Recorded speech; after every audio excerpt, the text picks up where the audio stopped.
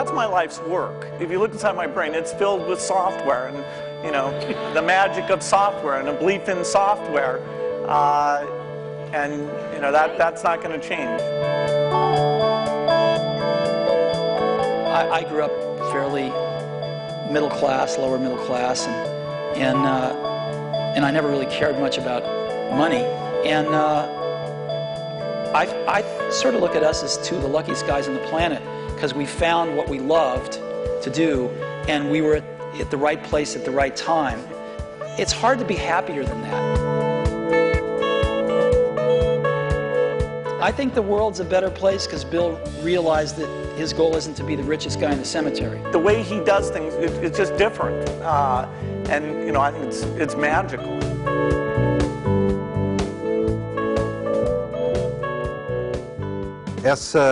Essa conversa entre Bill Gates e Steve Jobs acontece no segundo semestre de 2007. O Jobs estava de volta à Apple fazia 10 anos, mais ou menos, e o Gates estava a 1 ano de se aposentar definitivamente e ir para a filantropia. Os dois já eram empresários de notado sucesso, a Apple ainda não era maior que a Microsoft. A relação deles tinha sido sempre uma relação meio áspera, um às vezes precisava do outro, isso aconteceu em vários momentos. Todo mundo queria ver esse encontro. Bill Gates é o sujeito que inventou a indústria do software. E de certa forma, Steve Jobs, junto com o sócio dele, Steve Wozniak, são os dois caras que inventaram a indústria do computador pessoal. O computador pessoal só faz sentido se você tem programas, e programas, evidentemente, só fazem sentido se pessoas estão comprando computadores. E de repente você tem esses dois sujeitos, é claro que outras pessoas contribuíram, mas de repente você tem esses dois sujeitos que representam tanto e que nesse momento, em 2007, já estavam no pico das suas carreiras, ainda extremamente produtivos. De repente vocês têm os dois se encontrando com tanta história para contar, com tantas brigas nos seus passados. Como é que eles vão reagir? Estava todo mundo muito ansioso para ver a entrevista. E eu acho que a maior surpresa para todos os observadores é que eles se trataram bem, eles estavam nostálgicos, eles estavam gostando de ter aquela conversa, quase que uma conversa informal mesmo, entre duas pessoas que se conhecem há muito e estão falando sobre o passado. Let's get started. I wanted to ask, there's been a lot of like mano a mano catfight kind of thing in a lot of the blogs and the press and stuff like that. And we wanted to, the first question I was interested in asking is what you think each has contributed to the computer and technology industry, starting with you, Steve, for Bill, and vice versa. Well, you know, Bill built the first software company in the industry. And I think he built the first software company before anybody really in our industry knew what a software company was, except for these guys. And that was huge. That was really huge. And the business model that they ended up pursuing turned out to be the one that worked really well, you know, for the industry. Mm-hmm. So I think, but the biggest thing was Bill was really focused on software before almost anybody else had a clue that it was really the software. That's what I see. I mean, a lot of other things you could say, but that's the high order bit. And I think building a company is really hard. And it requires your greatest persuasive abilities to hire the best people you can and keep them at your company and keep them working, you know, doing the best work of their lives, hopefully. And Bill's been able to stay with it for all these years.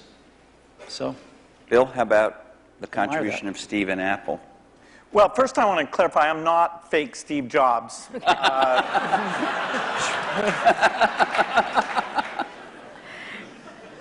know, what Steve's done is quite phenomenal. You know, if you look back to 1977, that Apple II computer, the idea that it would be a mass market machine, you know, the bet that was made there by Apple uniquely, there were other people with products, but the idea that this could be an incredible, empowering phenomena, Apple pursued that dream.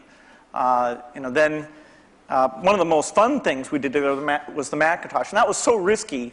You know, people may not remember that Apple really bet the company. Lisa hadn't done that well, and you know, some people were saying, okay, that general approach wasn't good.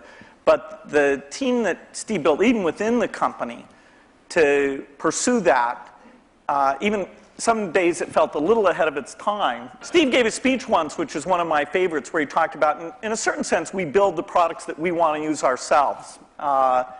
And so he's really pursued that with incredible taste and elegance that has had a huge impact on the industry. And his ability to always come around and figure out where that next bet should be has been phenomenal. Apple literally was failing when Steve went back and reinfused the innovation and risk-taking that have been phenomenal. So the industry's benefited immensely from his work. We've both been lucky to be part of it, but I'd say he's contributed as much as anyone. We've also both been incredibly lucky to have had great partners that we started the companies with, and we've attracted great people. I mean, so everything that's been done at Microsoft and at Apple has been done by just remarkable people, none of which are sitting up here, today. I know that you started Microsoft prior to 1977. I think Apple started the year before in 76. Microsoft in 74 was when we started writing the 75. basic. And then, then we did shipped the basic in 75. Okay. Most people, some people here, but I don't think most people know that there was actually some Microsoft software in that Apple II computer. Do you want to talk about what happened there, or how that occurred? Yeah, there'd been the Altair and a few other companies, actually about 24, that had done various machines. But the 77 group included the PET, TRS-80, Commodore. And Commodore PET, TRS-80, and the Apple II. The original Apple II Basic, the integer Basic, we had nothing to do with. But then there was a floating point one where, and I mostly worked with Woz on that. Let me tell this story. So Woz, my partner, we started out with this guy named Steve Wozniak, brilliant, brilliant guy. He writes this basic that is like the best basic on the planet. It does stuff that no other basic's ever done. You don't have to run it to find your error messages. It finds them when you type it in and stuff. It's perfect in every way, except for one thing, which is it's just fixed point, right? It's not floating point. And so we're getting a lot of input that people want this basic to be floating point. And we're begging Woz, please, please make this floating point. Who's we? How many people are in Apple? Well, me. Yeah. We're begging Woz to make this floating point. And he just never does it, and he wrote it by hand on paper. I mean, he didn't have an assembler or anything to write it with. It was all just written on paper, and he'd type it in. He just never got around to making a floating point. Why? Well, this is one of the mysteries of life. I don't know, but he never did. Se você perguntasse a alguém na indústria da computação no início dos anos 70, se alguém teria um computador em casa, iam, na maioria dos casos, receber você como alguém falando de ficção científica. Então tem esse grupo no norte da Califórnia, no Vale do Silício, que começa a trocar receitas de como montar um computador. E o Woz e o Jobs, que fundam a Apple, estão entre essas primeiras pessoas.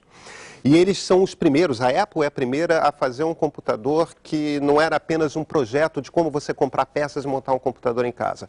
O Apple II, que é de 77, 78, é um computador que vem numa caixa de plástico, tem monitor, tem teclado, e ele roda alguma coisa. De repente, um computador é um produto de consumo. Ao mesmo tempo, em Seattle, no estado de Washington, um pouquinho só ao norte, o Bill Gates, junto com Paul Allen, seu sócio na fundação da Microsoft, começa a desenvolver programas que rodam nesses vários computadores que estão nascendo na Califórnia. E os primeiros programas são, na verdade, linguagens de programação. O BASIC, básico mesmo em português, é essa linguagem mais simples. Na verdade, esses primeiros computadores pessoais não passam mais do que calculadoras programáveis. Você tinha que fazer o programa. E a Microsoft começa a estourar dessa forma. Se alguém pode te vender um computador, alguém também pode vender para você um software que te permite fazer o que você quiser com o computador. Ou ao menos o que você quer nos limites de finais dos anos 70. Microsoft had this very popular, really good floating point basic that we ended up going to them and saying, help. And how much was I think you were telling us earlier. That was $31,000. That Apple paid you for that. The floating point basic. And I flew out to Apple. I spent 2 days there getting the cassette. The cassette tapes were the main ways that people stored things at the time. Right. And, that was fun. I think the most fun is later when we worked together. Well, on the what was the Macintosh. most fun? Tell the story about the most fun that was later. Well, Steve can probably start it better. The team that was assembled there to do the Macintosh was a very committed team. And there was an equivalent team on our side that just got totally focused on this activity. Jeff Harbers, a lot of incredible people. And we really had bet our future because on the Macintosh being successful, and then hopefully graphics interface in general being successful. But first and foremost, the thing that would popularize that being the Macintosh. And so we were working together, the schedules were uncertain, the quality was uncertain, the price. When Steve first came up, it was going to be a lot cheaper computer than it ended up being, but that was fine. So you worked in both places, in both? Well, we were in Seattle, and we fly down there. But Microsoft, if I remember correctly, from what I read, wasn't Microsoft one of the few companies that were allowed to even have a prototype of the Mac at the time? Well, what's interesting, what's hard to remember now, is that Microsoft wasn't in the applications business then. They took a big bet on the Mac because this is how they got into the apps business. I mean, Lotus dominated the apps business on the PC back then.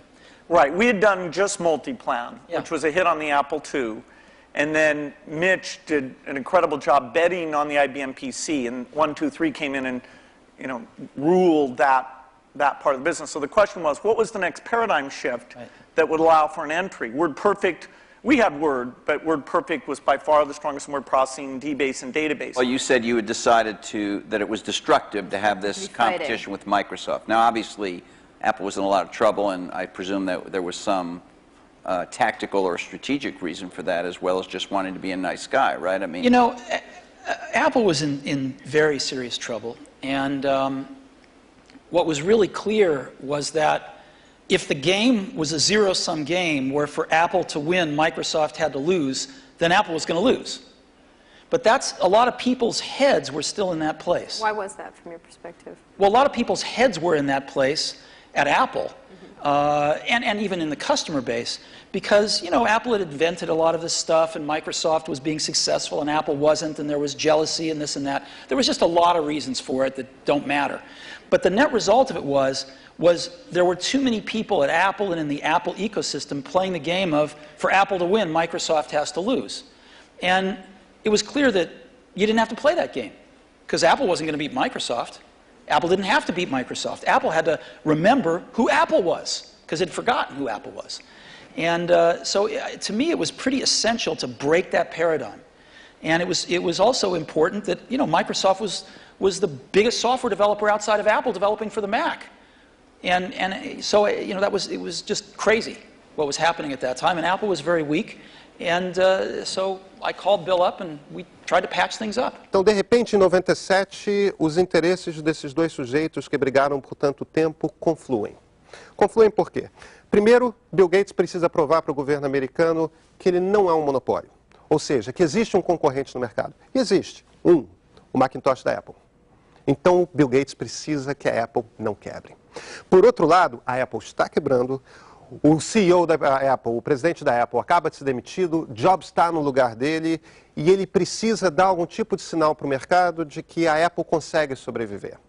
Como que a Apple consegue sobreviver? Se uma grande empresa, se o homem mais rico do mundo se compromete em escrever programas para a Apple e mais do que isso, investir. Então, o próprio Gates investe $100 mil na Apple. Em 97, eles fazem esse acordo, é um acordo que ninguém esperava, e esse acordo é anunciado, o investimento da Apple, o investimento da Microsoft, o compromisso da Microsoft em desenvolver programas para a Apple. De repente, os dois interesses confluem. É sobre isso que o Jobs está falando agora. And since that time, we've had a team that's fairly dedicated to doing the Mac applications, and they've always been treated kind of in a unique way so that they can have a pretty special relationship with Apple. And that's worked out very well. In fact, every couple years or so, there's been something new that we've been able to do on the Mac. And it's a great business for us. And it's actually, the relationship between the Mac development team at Microsoft and Apple is a great relationship. It's one of our best developer relationships.